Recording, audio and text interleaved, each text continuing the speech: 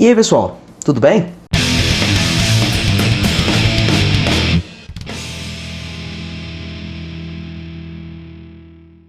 Então pessoal, começamos mais um mês, né? Estamos começando aí dezembro, como muitos já sabem, quem acompanha já pelo Uma Opinião, quem já vê as nossas postagens. Agora a gente, felizmente, tem parceria com a editora Devir. Meu muito obrigado, inclusive. Muito obrigado a você que nos assiste. Muito obrigado a você que dá moral de uma forma geral, seja comprando, vendendo ou curtindo e acompanhando a gente. Por enquanto são só PDFs, pessoal. Mas quem sabe a editora daqui a um tempo não dá aquela ajudada, né? A editora Devir começou no ano de 87. No caso, ela fazia mais um serviço de assinatura, reserva, essas coisinhas assim. Hoje em dia ainda tem esse tipo de programa, de serviço, né?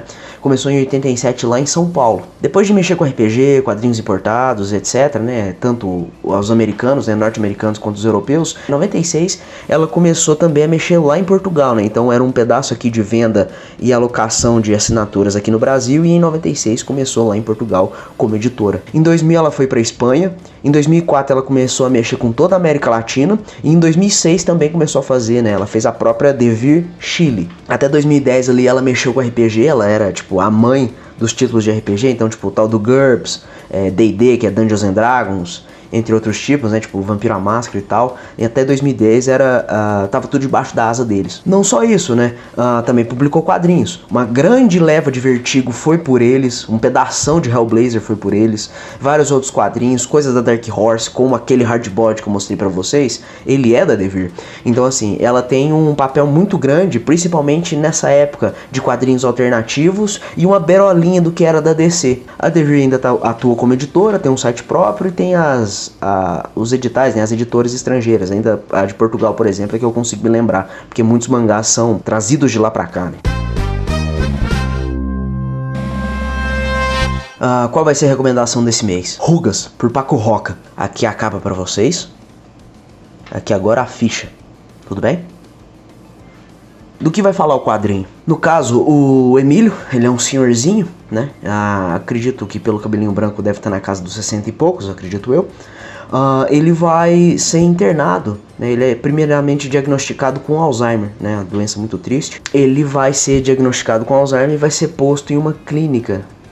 Um asilo, né? Uma casa de cuidado ao idoso. De primeiro momento ele tá meio reticente, ele não aceita, né? Não só pela questão da idade, aquele trem de ser um pouco mais cabeça dura, mas também por ser meio repentino, né? Ele tá sofrendo aos poucos com o lance da doença, mas ele mesmo não se aceita nesse quesito. Ele fala, não, ainda tô bem, né? É aquela relutância de qualquer doença, né, que a pessoa tem, principalmente o idoso, né? Tipo, não, eu era mais novo, eu era saudável, agora como é que eu tô com um trem desse, né? Eu ainda sou forte. Um pouquinho a contragosto, da parte dele, claro, ele é posto lá. Então, e chega até a ser um pouco cômico, digamos assim, né? Pra não dizer trágico demais, que é quando ele tá sendo diagnosticado e o filho dele e a esposa do filho dele, né? A nora, eu sempre confundo os nomes assim, né? Nora, genra e tal, mas o filho dele e a esposa do filho dele estão conversando e falando, ainda bem que a gente vai internar ele, agora a gente vai poder ter um pouco mais de espaço, a gente tá trabalhando demais e não sei o que. Sim, eu entendo que as questões de cuidar de um idoso são muito pelejadas, mas não diria comemorar, mas ficar um pouco mais feliz, porque você tá se afastando de um membro querido da sua família. Pô, o cara é teu pai, sabe? Não diria que seja algo de muito bom grado. Ele não fica felizão, mas ele sente um alívio de que vai poder diminuir uma obrigação a menos no dia a dia dele. Então ele é posto lá, como eu dizia, né, no asilo, e ele conhece o Miguel. O Miguel, diferentemente dele, do próprio Emílio, né, que o Emílio teve família, ele teve uma esposa, ele tem um filho, né, só a questão do Alzheimer que tá baqueando ele. Esse Miguel, ele não tem família, ele não tem filho, malemar ele não tem doença. Ele ficou lá porque ele simplesmente era um velho, né? Alguns chamam de bom vivant, né? Ele é o cara que aproveitou a vida. A idade chegou e ele tá lá porque ele é manso. Ivan, a história é só isso? Não, calma lá. O que é a mágica? O que é o brilho, né? Meio trágico, mas qual que é o charme da história? É toda a narrativa, todo o lance que o Paco Roca, que é um quadrinista espanhol, eu não lembro se eu falei isso antes, desculpa, tá? Toda a narrativa, todo o jeito que ele monta a história, contando o dia a dia, as histórias, os causos dentro daquele asilo. Tem o primeiro andar ali que é com sociotérreo, né? O andar baixo normal, o piso, que são as pessoas mais tranquilas de lidar, idosos mais sãos das ideias, pessoas mais razoáveis de de se conviver, né, para não dar problema nem para os outros idosos e nem para quem é cuidador, né. E aí no andar de cima, quanto mais alto vai indo, são 2 ou 3 andares, já começa a chegar o andar dos invalidados, das pessoas com o pior caso, né, piores estados e coisas mais tristes, vamos dizer assim. É um quadrinho muito válido, muito útil até para discutir essa questão da, eu não sei se descartabilidade é uma palavra que existe, mas o quão descartável é o idoso depois que ele chega no ponto da sua vida. Então, pessoal, como alguns sabem, principalmente os que escutam uma opinião, eu moro com a minha avó, tenho minha mãe normal ainda e tal, mas esse quadrinho mexeu comigo principalmente por isso. Igual quando eu disse, por exemplo, do A Chegada, se você tem alguém, ou se você é de família de retirantes, né, pessoa que vem de fora para um outro lugar e tal, né, de migrante, eu sempre confundo migrante, emigrante, imigrante, enfim, de uma galera que vai de um lugar para outro, né, de uma família de fora, vamos dizer assim. Nesse caso, o Rugas vai mexer contigo, principalmente se você tem carinho. Não que você não tem, né? Mas eu falo assim, você convive diariamente com o idoso, você mora com a tua avó, mora com o teu pai, ou se tua mãe já tá mais debilitado. Esse quadrinho, ele mexe contigo nesse aspecto. Ele bota o dedo nessa ferida da questão do ser descartável, né? Até onde ele é útil para a sociedade, até onde ele é útil enquanto pessoa, porque depois a pessoa envelhece, ela é deixada de lado, fazem pouco caso, escrotizam com ela. Eu já vi muita coisa assim, né? Felizmente tem um tempo já, graças a Deus, mas é algo muito triste e infelizmente de certa forma até recorrente, sabe? É muito tocante. Mas assim, o quadrinho não é um dramalhão.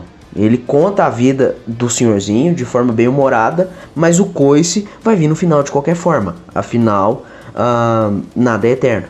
Então, mas assim, a história tem bons momentos, ela tem umas piadinhas, tem umas sacadas, uma senhorinha que toda hora encontra o Miguel, por ela ser meio desmemoriada, ou talvez já tenha um pouco de Alzheimer também, ela dá um pouquinho pro Miguel, né? Uma coisa que me fez ter muita raiva foi justamente o Miguel, que ele é aquele velho amargurado, tipo, eu sou bonzão, não tem família, não sei o que, entendeu? Ao mesmo tempo que ele se vangloria por não ter deixado, né, a semente dele no mundo, no sentido de deixar um filho, um legado, etc., tem hora que ele fica meio depressivo. Por quê? Porque não tem ninguém. Ele não tem uma visita, né? Ele não tem quem olhe por ele, quem esmere por ele. E só deixando um adendo aí, né? Depois no fim da história, tem o lance da galeria de artes. E lá o próprio Paco Roca, ele explica que, se não me engano, foi depois que um amigo dele contou sobre o pai, né? Eu não sei se ele perdeu já o pai pro Alzheimer ou ainda estava com Alzheimer até ele ter a ideia de fazer, né? Se não me engano, esse quadrinho originalmente ele é de 2006, 2007.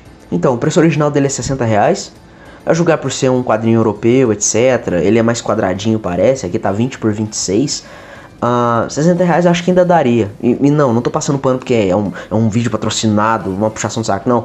É porque justamente por ele ser europeu, a métrica muda um pouco. Mas se você encontrar 40 ainda é legal, é um preço legal. Com isso dito, vamos pro lançamento. É o Buzzkill, o poder é uma droga. No caso, a capa aqui pra vocês. Aqui a ficha pra vocês, tá bom? Pois bem, do que vai falar a história? Ruben, esse não é o nome verdadeiro dele, tá? Mais pra frente vai ser contado qual é. Ele é um super-herói. No caso, meio diferente. Sim, ele é um herói normal, ele não tem aquela frescura de hoje em dia de eu sou um herói violento, eu sou um anti-herói, não sei o que, né? Porque, de certa forma, não que eu seja um puta puxa-saco desse tipo de coisa, mas o herói clássico, o herói farol de esperança tá meio em falta hoje em dia. Mas enfim, ele é um cara que tenta, ele se esforça, ele é um cara bacana até certo ponto. Só que qual que é o problema? Ele até certo ponto, ele é um ser humano normal. Mas como ele se torna super? Ingerindo droga, bebida, fumando, tem hora que ele usa droga e tal. Tem um porquê, mas aí você vai ter que ler pra entender isso. Então, a história vai começar com o Ruben num grupo de apoio, né? Aquelas rodas de conversa, tipo um Alcoólicos Anônimos, sabe?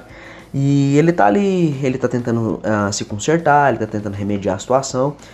Ele começa primeiro contando a história, né? Que seria tanto pra ele quanto pra gente. É a função narrativa do depoimento dele. E aí por isso que ele usa o apelido de Ruben na hora, ele usa esse pseudônimo. E ele vai contando pra gente, né? Como vai acontecendo, quais foram os causos, como originou, como ele descobriu esses poderes. E até o ponto de que motivou, né, que foi o estopim para ele parar de beber, parar de fumar e tentar o máximo possível se consertar, porque ele não bebe e se droga para ficar poderoso e o corpo, tipo, sei lá, o organismo dele queima o efeito e ele fica puro. Não, ele fica bêbado, ele fica drogado, ele fica louco, né?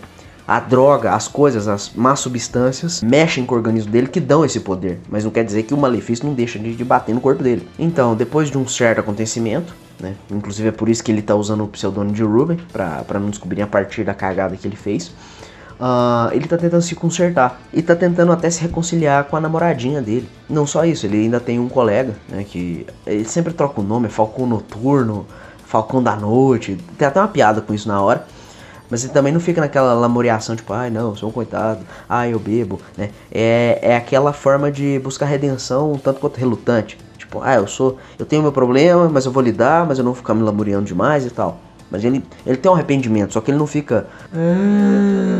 E enquanto isso, vai também contando um pouco do universo. Outros causos envolvendo ele, outras coisas, das consequências do uso excessivo, né, da cagada de ter bebido e fumado demais. E aí vai arrematando pro final, vamos tendo mais alguns pormenores revelados, né? Quem é fulano, quem é ciclano, né? Qual que foi o grande acontecimento, a grande merda que aconteceu para ele tentar se aposentar, né? E como ele vai também buscar o perdão da namoradinha dele, porque ela meio que pega ojeriza. Eu não vou contar o fato, porque é meio que um pivô para ter algumas outras revelações, tá? Para no fim, quem sabe, almejar o sossego, né, a paz de espírito. Então, assim como o Rugas, ela é bem curta, aqui tá falando que ela tem 104 páginas, o formato americano e a capa cartão. É uma minissérie, então não vou entregar muita coisa. Enfim, pessoal, é uma minissérie bacana, recomendo a leitura, e pelo menos pelo final, que deixa uma mensagem muito bonita, vale a tentativa, né? É diferente, né? É engraçado um herói que enche a cara, fuma pra caralho, mas no fim ele só quer fazer o bem. O problema é toda a sequela que fica pra trás, né? Então, pessoal, agora vamos pra porcaria do mês. Nem toda editora vive de ouro, não é mesmo? Então, vamos pro ruim. A capa aqui pra vocês. Então, Xerxes tem o subtítulo A Queda da Casa de Dário e a Ascensão de Alexandre. A ficha, tá bom? Então, do que vai tratar essa birosca? Vamos lá, deixa eu tentar colocar meus pensamentos no lugar. Aparentemente, esse quadrinho, ele tentou, né, ele era para ser proposto, a proposta dele era ser uma prequel. Prequel é tipo prequela, o que vem antes, né, uma antecedente. Uma história que antecede o 300 de Frank Miller. Conhecido, teve o filme, que na minha opinião, pelo que eu lembro de cada, eu acho que o filme é um pouco melhor que o quadrinho, né? Porque no 300 já é como dizer, o que eu brinco, já é o Frank Miller meio fraquejado, já é ele baqueado, não gosto tanto, tá? O filme é legal, o filme é bacana, tá? Então, do que vai falar a história? Tudo que eu falar aqui vai ser de cabeça, porque eu li isso numa contrariedade tão grande que eu já sabia que era ruim. Só que a gente tem que ler, né, pra principalmente descer o cacete com propriedade. O Xerxes, ele é mais novo, o pai dele ainda tá vivo. Eles estão tentando tomar várias partes, várias posições do Império ali, o grego no caso. A história, ela se confunde um pouco porque ela vai e volta. Tenta manter algumas coisas alternadas, tipo o lado dos gregos, aí volta pro lado do Xerxes, aí tem um assassinato, aí volta, aí vai pro futuro um pouquinho, aí vai pro passado pra caralho. Então fica muito confuso, tá? Eu não sei se a pessoa, você que tá lendo isso aqui, conseguiu entender, você que gosta, se possível ajude, comente aqui, tá bom? Se você curtiu. Esse vai e vem narrativo me confundiu demais, porque tem hora que ele é o tempo, digamos, normal da história. Aí vai um pouquinho pro futuro com o Xerxes talvez um pouco mais velho, mais maduro, por causa de algumas coisas. Aí depois volta pro tempo normal, aí vai pro passado, e aí mostra um Xerxes machucado, depois mostra ele novinho, e aí mostra quebra-pau. A história é confusa. Não é que, ai nossa, toda narrativa, você quer metida chique, tá? Ai nossa, toda narrativa tem que ser linear, como você tem a cabeça fraca. Não, é porque é entrecortado demais, é simultaneidade demais e os cortes são secos, né? Porque não é toda hora, tipo, não é de capítulo pra capítulo. Tipo, agora esse capítulo vai ser no passado, esse capítulo vai ser no agora, esse capítulo vai ser no futuro. Não, no meio da história tem uns cortes abruptos temporal, então você fica perdidaço. Sabe, muito cagado. Uma coisa ou outra ainda dá pra ressaltar, tipo o lance das táticas, o time dos gregos lá. Não, vamos pegar um morto, bota ele escorado, bota a roupa nele, porque de longe foda-se, o cara não vai ver, né? O persa não vai ver que a porra tá morta, o cara tá morto, então pelo menos na vista dá pra fazer quantidade. Então pelo menos na lábia, os gregos deram uma de Agostinho Carrara e saíram por cima. É o Frank Miller, essa porra foi lançada em 2018, o traço ele é todo baqueado, ele é todo cansado pra caralho. Tem horas que você não sabe o que é roupa, o que é armadura, o que é gente. Então assim, tem horas, por exemplo, que o Xerxes ele tá todo, né, igual no filme mesmo, com os trenzinhos, brinquinho, meio peladão, careca, com as roupas, todas as correntinhas lá e tal. E eu não sei se é por causa que é uma hora de batalha, porque como eu disse é confuso, ou se era uma hora normal, mas, bicho, parece que o cara tá com armadura. Tem uma hora que ele tá todo, como é que é? Encarapaçado, né, como se fosse uma carapaça, uma escama, uma casca. Tem uma hora lá que eu falei, ué, irmão, você não tá nem na guerra. Que porra você tá fazendo com essa roupa, caralho? O bicho parece, sei lá, um Eterno da Marvel, um Cavaleiro do Zodíaco, todo cheio de casca, todo cheio de bagulho, penduricalho, né? Coisas de joias e tal. É muito estranho. Assim, na matéria do dinamismo, do quadro a quadro, ele ainda é bom. Isso aí, tipo assim, se ele fosse fazer só o tal do RAF, que é o rascunho pra história, pra um outro corno desenhar, show, né? Mas não, é ele fazendo roteiro e arte. Por consequência, fraquejado. Porra, Hardboiled é massa, Sin City falam que é massa, Cavaleiro das Trevas é do caralho, um pedaço do Demolidor é foda, e agora o cara tá desse jeito. Tem gente que defende, fala que é porque ele tá doente. Bicho, se for assim, tenha consciência, saiba pendurar a chuteira. Então pessoal, mais um vídeo chegou ao fim, tá? Muito obrigado a você que assistiu, muito obrigado a você que deu essa moral, muito obrigado a editora TV de novo por nos dar essa confiança, essa força, né? Espero aí poder, se Deus quiser, começar a receber também exemplares físicos, né? Eu escolhi esses 3 porque são volumes únicos, como eu disse da outra vez. A proposta aqui do canal, pelo menos do quadro da minha parte, é tentar ajudar as pessoas com volumes mais curtos, coisas mais concisas, né? Porque eu não vou ficar metendo a pessoa a colecionar a afinada, a saudosa Marvel Deluxe. A mensal antiga da Liga da Justiça com mais de 100 e tantas edições. É meio complicado, gente. A gente tem que ter um mínimo de noção. Espero do fundo do coração poder continuar com essa parceria. E se você gosta do nosso conteúdo e acha que alguma editora pode curtir, talvez, se for pedir mais da sua parte, faça uma propagandinha, chega na editora. Ou se você tiver ideia de quais editoras estão abrindo parceria, deixa no comentário. Eu mesmo posso ir lá e pedir também, tá?